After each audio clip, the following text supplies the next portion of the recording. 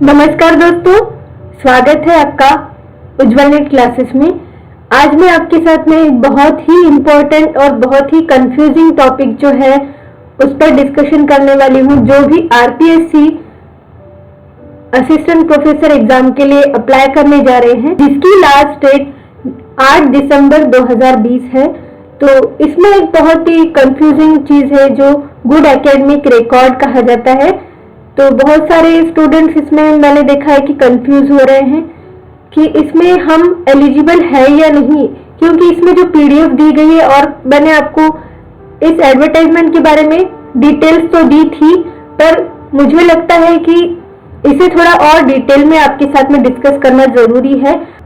तो चलिए देखते हैं कि इसमें जो पीडीएफ दी गई थी एडवर्टाइजमेंट की और जो वीडियो है वो मैं आई बटन में प्रोवाइड कर दूंगी, आप वहां से भी इस एडवर्टाइजमेंट को देख सकते हैं डिटेल में। तो चलिए देखते हैं उस पीडीएफ को। तो फ्रेंड्स, चलिए इस पीडीएफ को हम अच्छे से देख लेते हैं कि क्या क्या चीजें इंपॉर्टेंट है। जैसे कि यहाँ पर इसकी परिभाषा भी यहाँ पर डिटेल में दिया गया है कि आखिर क्या है, और जो गुड एकेडमिक रिकॉर्ड है ये 21/2/2014 के अनुसार है।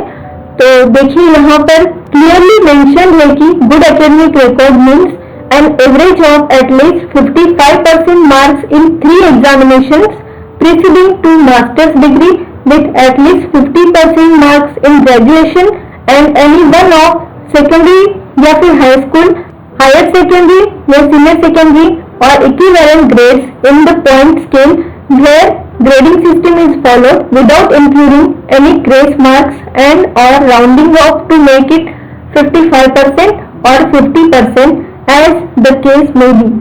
तो इसका मतलब है कि आपको 55% चाहिए पोस्ट ग्रेजुएशन में, तो यहाँ देख सकते हैं आप, और 50% मार्क्स चाहिए। यहाँ पर क्लियरली मेंशन है कि आपने परसेंटेज का नहीं निकालना है, एग्रीगेट जब आप निकालेंगे तो 50% मार्क्स कहा गया है, जो बहुत ही इंपॉर्टेंट है। इसमें ही सबसे ज्यादा कंफ्यूजन पैदा हो सकता है कि मार्क्स का निकालना है या फिर परसेंटेज का। तो देखिए, और ग्रेजुएशन में आपके 50% होने चाहिए, और जो एसएससी, एचएससी और ग्रेजुएशन है इन तीनों को मिलाकर 55% होने चाहिए। और इसमें कहा गया है कि ग्रेडिंग सिस्टम जहां पर है तो वहां पर without including any grace marks और rounding off to make it 55% और 50%। ये भी सबसे बड़ा डाउट है सबके मन में कि ग्रेस मार्क्स अगर है आपके तो आप एलिजिबल है या नहीं है। तो देखिए यहाँ पर मेंशन किया गया है कि जो इक्विवेलेंट ग्रेड्स होते हैं, ग्रेड पॉइंट्स होते हैं, जैसे कि कहीं पर बी या बी प्लस ऐसे मार्कशीट आती है, तो उसमें अगर आपको मार्क्स ग्रेड्स के साथ दिए गए हैं तो आप एलिजिबल नहीं है। अगर आपको 50% या 55% बनाने के लिए ग्रेस मार्क्स इंक्लूड किए गए हैं तो आप एलिजिबल नहीं है। अभी अगर फॉर्म फिल हो भी जाए तो हो सकता है कि आगे जाकर आपको दिक्कत हो, इसलिए मैं सजेस्ट करूंगी कि आप फॉर्म ना भरें, या फिर एक्सपीरियंस लेने के लिए आपको अगर एग्जाम देनी है तो आप दे सकते हैं, पर जब डॉक्यूमेंट्स का वेरिफिकेशन हो तो हो सकता है कि तब आपको रिजेक्ट कर दिया जाए। तो इस बात का आपने ध्यान रखना है। अगर आप तैयार हो इन सब बातों के लिए तो आप ग्रेस मार्क्स भी है अगर आपके, तो आप फॉर्म फिल कर लीजिए। तो चलिए देखते हैं कि ये सारे जो परसेंटेज है इसमें कौन कौन सी कैटेगरीज को छूट दी गई है। तो यहाँ देखिए आप कि जो अनुसूचित जाति, जनजाति और अन्य पिछड़ा वर्ग नॉन क्रीमिलियर, अति पिछड़ा वर्ग नॉन क्रीमिलियर और निःशक्त जन वर्ग के अभ्यर्थियों को 5% अंकों की छूट दी गई है, और उक्त 5% अंकों की छूट औसत 55% अंकों में गई है। जैसे कि यहाँ हम देख लेते हैं कि तीनों भी जो हमें निकालने हैं, 10th, 12th और ग्रेजुएशन के परसेंटेज एवरेज एग्रीगेट जब निकालेंगे तो अलग अलग से आपको यहाँ पृथक पृथक जो कहा गया है कि तीनों परीक्षाओं में जब हम निकालेंगे तो उसमें अगर आपके 55% नहीं बन पा रहे हैं तो 5% आपको उसमें छूट मिलेगी, जो भी इस कैटेगरी से बिलोंग करते हैं। तो ये बात क्लियर हो गई होगी आपको। यहाँ एक और नोट दी गई है कि राजस्थान लोक सेवा आयोग की राज्य स्तरीय पात्रता परीक्षा यानी कि स्लेट या सेट अगर आप उत्तीर्ण है तो भी मान्य है। और 1 जून 2002 से पहले अगर आपने ये क्लियर की हो तो आप एलिजिबल होंगे। तो यहाँ दिया गया देखिए। और अगर 1 जून 2002 के बाद में अगर आपने किसी प्रदेश से यानी कि अदर स्टेट से दी हो स्लेट या सेट तो आप एलिजिबल नहीं होंगे। तो चलिए यहाँ भी और दिया गया है कि निम्नलिखित श्रेणी के अभ्यर्थियों को उपर्युक्त अर्हता में निम्नानुसार छूट देय होगी। तो यहाँ मैंने आपको वैसे ही बता दिया है कि देखिए 5% अंकों की छूट जो है वो ये सब कैटेगरीज को जो बिलोंग करते हैं उनको दी जाएगी। और जिन्होंने 19/9/91 से पहले पीजी किया हो और पीएचडी की हो उन्हें भी 5% की छूट देकर 55 से 50% मान्य किए जाएंगे। तो आई होप सबका ये क्लियर हो गया होगा। और एक सवाल मन में आता है जो भी कैंडिडेट्स है जो भी स्टूडेंट्स है कि देखिए अगर आप अभी आपका फर्स्ट ईयर क्लियर होगा एमए का जो भी आप पोस्ट ग्रेजुएशन कर रहे हैं यहाँ दिया गया है कि देखिए जिन्होंने भी अंतिम वर्ष में सम्मिलित हुआ हो या सम्मिलित होने वाला व्यक्ति भी आवेदन करने के लिए पात्र होगा किंतु उसे आयोग द्वारा साक्षात्कार से पूर्व शैक्षणिक अर्हता अर्जित करने का सबूत देना होगा अन्यथा वह अपात्र कहलाया जाएगा। और ये जो साक्षात्कार की प्रक्रिया जैसे कि अगर आपका कोई और सब्जेक्ट है और उसका इंटरव्यू बाद में होने वाला हो तब जैसे ही इन पूरी पोस्ट का इंटरव्यू शुरू होता है उसका पहला दिन जो होगा तब तक आपके पास में पोस्ट ग्रेजुएशन और नेट ये सभी चीजें होनी चाहिए।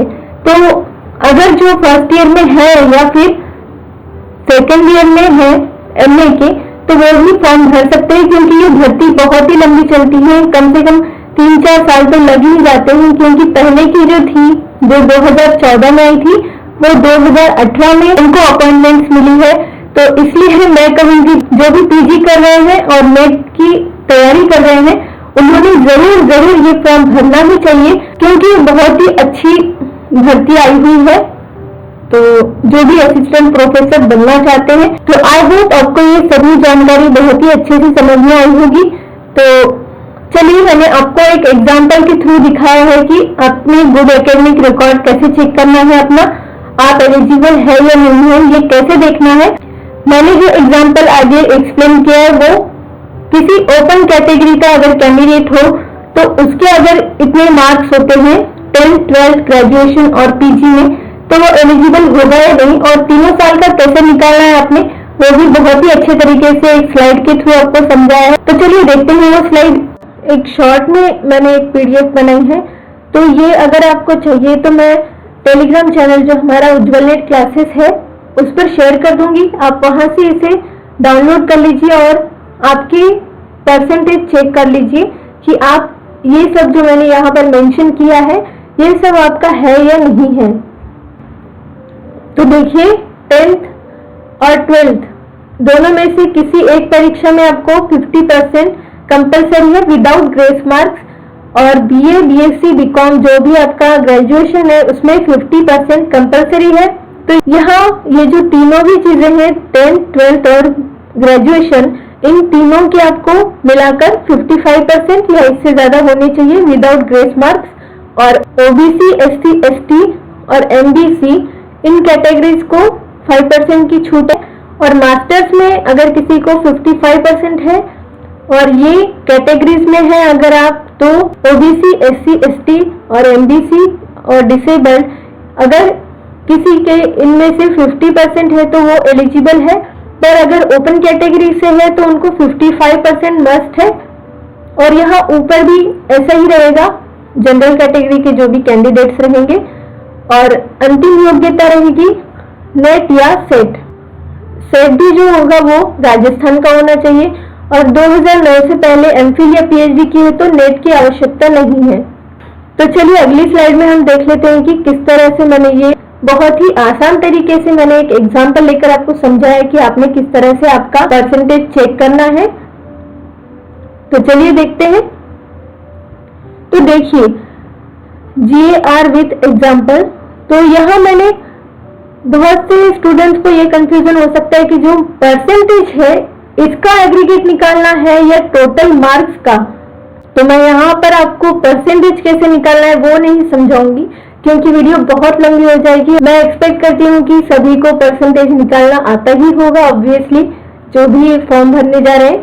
तो चलिए देखते हैं, ये जो 10th में अगर किसी के टोटल मार्क्स इतने हैं और परसेंटेज इतना आ रहा है ऑब्टेन मार्क्स के अनुसार, तो ये 48% आएगा और 12th में 63% है और बीए में 52% है। तो देखिए ये अगर ओपन कैटेगरी का कैंडिडेट है तो देखिए पहली जो शर्त है वो तो कंप्लीट हो रही है कि जैसे 10th या 12th किसी एक में 50% चाहिए।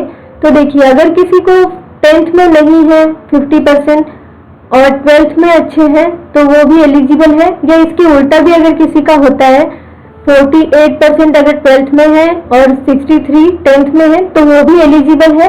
तीसरी जो शर्त है कि बीए में आपके ग्रेजुएशन में 50% कंपलसरी है, तो ये भी हो गया। पर यहाँ पर देखिए ये जो इन सबकी ऑब्टेन मार्क्स की, टोटल की और टोटल मार्क्स की, तो इस तरह से अगर परसेंटेज निकाला जाए तीनों का तो यहाँ 53% आ रहा है। तो ये जो ओपन कैटेगरी का अगर कैंडिडेट है तो वो एलिजिबल नहीं है। इतना अच्छा परसेंटेज भी होने के बावजूद देखिए यहाँ 63% 12th में है और ये भी जो कंडीशन थी वो भी फुलफिल कर दी है। फिर भी यहाँ पर जो तीनों का एग्रीगेट आ रहा है तो इसकी वजह से ये कैंडिडेट एलिजिबल नहीं होगा। पर अगर किसी भी कैटेगरी से है, ओबीसी, एससी, एसटी, एमबीसी और डिसेबल, तो वो फॉर्म भर सकते हैं। और एमए में भी अगर ये ओपन कैटेगरी का अगर है तो वो फॉर्म फिल कर सकता है क्योंकि यहाँ 58% है, 55% क्रॉस कर दिए हैं। पर अगर सिर्फ यहाँ पर जो 53% है इसकी वजह से ये कैंडिडेट फॉर्म नहीं भर सकता है।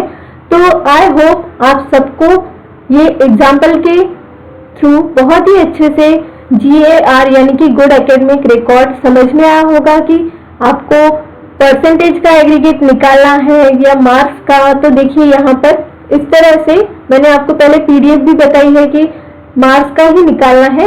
तो आप आई थिंक इसके जरिए अपना जो एकेडमिक रिकॉर्ड है वो गुड है या नहीं है, आप एलिजिबल है या नहीं है, फॉर्म भर सकते हैं या नहीं, इन सारे सवालों के आपको जवाब इस वीडियो में मिले होंगे।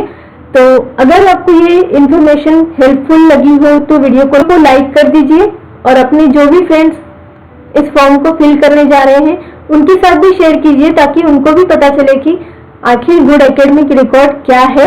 और मैं कोशिश करूंगी कि जल्द ही आपके साथ में फॉर्म कैसे फिल करना है वो भी एक वीडियो में बनाऊंगी। किसी एक कैंडिडेट का मैं एक फॉर्म फिल करके दिखाऊंगी आपको कि क्या क्या उसमें क्वेश्चंस पूछे जाएंगे, क्या क्या चीजें आपको ध्यान में रखनी है फॉर्म भरते वक्त और क्या ऑप्शंस दिखाए जाते हैं एक्चुअल में फॉर्म भरते वक्त। जैसे कि अगर किसी का नेट नहीं हो तो उन्होंने क्या करना है फॉर्म में, तो वो सारी चीजें मैं कोशिश करूंगी कि जल्द से जल्द आपके सामने वो वीडियो लेकर आने की। इसी तरह की महत्वपूर्ण जानकारी पाने के लिए हमारे चैनल को सब्सक्राइब कर लीजिए। And thanks for watching, take care.